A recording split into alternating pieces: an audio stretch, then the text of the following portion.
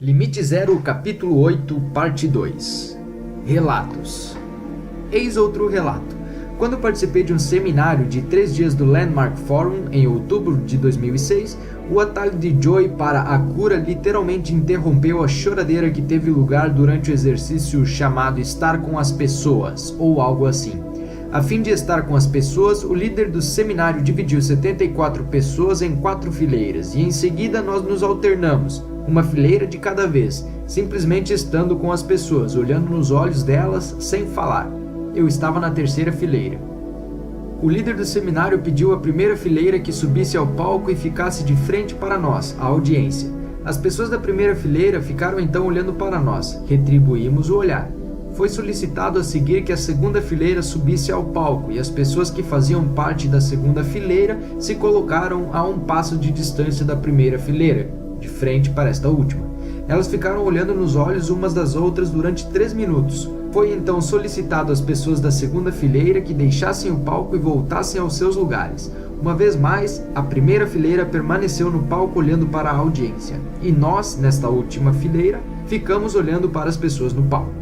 Quanto mais se aproximava a hora de subir ao palco, mais eu percebia que estava ficando estressada, mas não tinha a menor ideia do porquê isso estava acontecendo. As minhas mãos começaram a suar e também comecei a me mexer, irrequieta, no assento. A tarefa que se aproximava parecia simples. Eu sempre fizera um excelente contato visual durante as minhas conversas com desconhecidos e amigos. Claro que tudo sairia bem.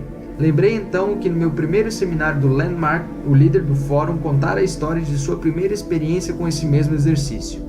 Ele disse que quando participara do exercício, havia mais de 20 anos, os seus joelhos tinham tremido tanto que um assistente do seminário colocara a jaqueta dele entre os seus joelhos para eliminar o barulho. Ao relembrar o que ele dissera, tive vontade de simplesmente ir embora. Disse aos meus botões que eu não precisava continuar a fazer o exercício, já que eu era extremamente competente no que se dizia a respeito ao contato visual.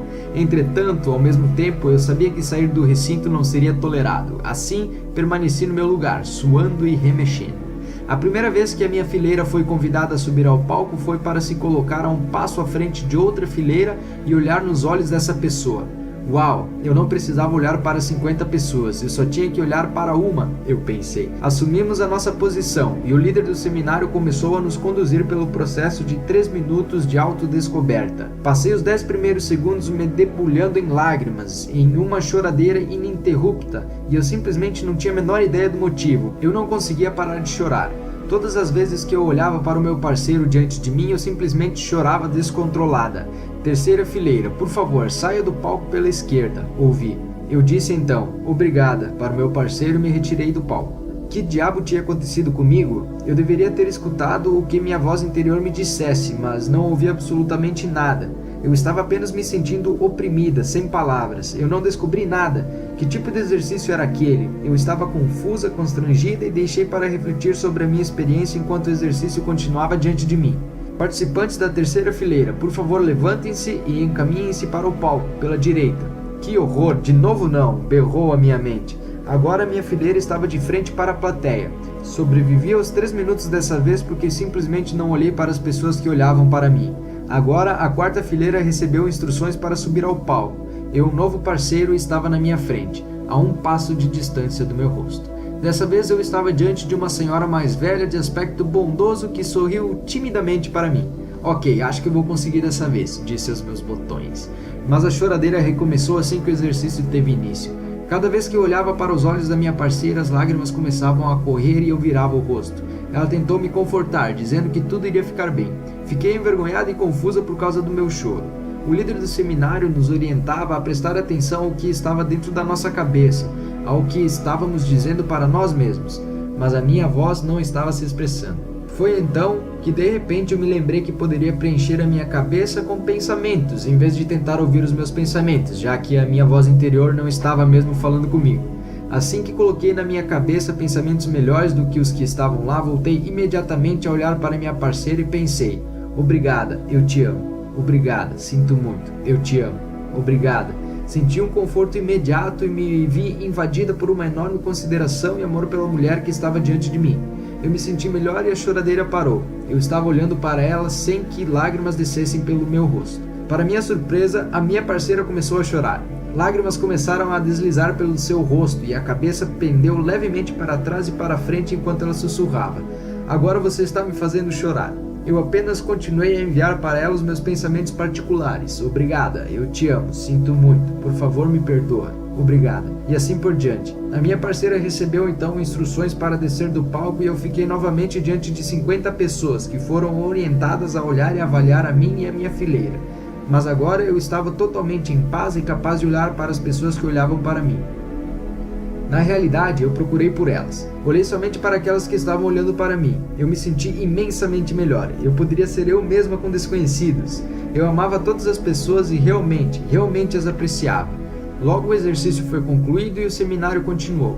Depois tivemos um pequeno intervalo. A mulher simpática que fora minha última parceira me procurou e conversamos a respeito da experiência. Eu disse a ela que obviamente eu tinha medo das pessoas, mas nunca o tinha percebido. Ela me disse que sentia que tínhamos uma verdadeira conexão e em seguida afirmou que o seminário também a estava ajudando, porque se dera conta de que tinha dificuldade em aceitar o amor dos outros. Bem, nesse momento ficou ótimo que eu tinha que compartilhar com ela a técnica de cura que eu usara para parar de chorar quando estávamos juntas no palco. Ela começou a chorar. Nós nos abraçamos e em seguida nos separamos para dar seguimento ao breve intervalo. Nerissa Oden, TheVideoQueen.com. Descobri há alguns meses que certa funcionária minha retirara comissões de vendas maiores do que deveria, o que correspondeu a uma perda de centenas de dólares para mim e para minha pequena empresa. Ela se recusou a assumir a responsabilidade por aquelas ações. É uma funcionária esforçada que não conseguiria outro emprego na nossa pequena cidade onde pudesse ganhar o que ganhava trabalhando para mim. Senti compaixão por ela, mas ao mesmo tempo fiquei muito zangada e magoada. Nos dias seguintes, só conseguia falar com ela a respeito de assuntos específicos relacionados com o trabalho e mal fui capaz de olhar para ela. Eu simplesmente não sabia o que fazer. Recorri a Joy e o que aconteceu a seguir foi realmente impressionante. Ele me agradeceu por entrar em contato com ele. Em seguida, deu-me instruções específicas para que eu purificasse a energia. Primeiro, eu precisava entender que eu atraíra a situação, o que não é fácil de fazer, mas é fundamental para o processo. Depois, eu tinha que perdoar a mim mesma, a funcionária e a energia em volta do problema. A seguir, eu precisava definir novas intenções para a maneira como eu desejava que a situação fosse e começar a repetir as palavras de cura do Dr. Hewlin. Sinto muito, por favor, me perdoa e eu te amo. O resultado foi extraordinário. Escrevi a seguinte nota para Joy depois de concluir o processo. Querido Joy, as suas sugestões foram extremamente apropriadas. Depois que as li, precisei ir de carro de Wimberley para Austin e executei cada passo que você traçou. Foi simplesmente incrível. Levei bastante tempo para compreender que eu verdadeiramente atraíra isso e depois perdoei a mim mesma, a minha funcionária e a energia circundante. Defini novas intenções e repeti aquele fenomenal método de cura havaiana muitas vezes. Cheguei a Austin com a impressão de que uma tonelada de tijolos havia sido levantada do meu peito e do meu estômago. Depois que eu segui as instruções de Joy, a energia mudou completamente dentro de mim. A raiva e a mágoa desapareceram. Foi realmente impressionante. O ambiente de trabalho com a minha funcionária está ótimo agora. Suzane, se alguém me perguntar se esse sistema realmente funciona, responderei que sim, sem sombra de dúvida. Victoria Schaefer, editora Pedal Ranch Publication, Wimberley, Texas. Eis um depoimento apresentado por Denise Kilonsky, Shreveport, Louisiana. Esse é um sonho que tive em outubro de 2006, que se encaixa perfeitamente no Ho Oponopono. Vi um mundo sem prisões porque elas não eram necessárias em decorrência da filosofia do Ho Oponopono. A simplicidade da mensagem do Ho Oponopono que era compartilhada pelo Dr. Hewlin, por Joy, por mim e por outras pessoas que o praticam, estava sendo compartilhada no mundo inteiro em programas e seminários. Os programas ensinavam as pessoas, especialmente as crianças, a amar a si mesmas e, ao fazer isso, a amar umas às outras. Vi em mim mesma, no meu sonho, apresentando seminário após seminário que eram frequentados por vários milhares de pessoas. Nesses seminários eu inspirava as pessoas a se lembrar de quem elas realmente eram, da sua natureza divina e o que fazer para ser essa pessoa, a recordar que a sua verdadeira natureza é amar. Nesse sonho eu vi um jovem membro de uma gangue apontar um revólver para a cabeça de outro membro da gangue, ameaçando atirar. O jovem ameaçado acabara de participar de um seminário meu na escola. Ele não parava de falar a respeito de um milagre e queria que sua tribo também experimentasse o milagre, mas eles estavam cansados de ficar ouvindo falar nele. Nesse seminário, o rapaz se lembrou de sua verdadeira natureza.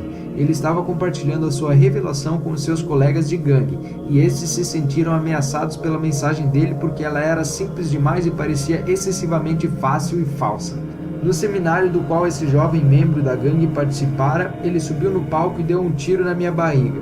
Enquanto eu estava deitado no chão, com o meu sangue e a força vital se escoando do meu corpo, pedi que trouxessem o jovem para perto de mim.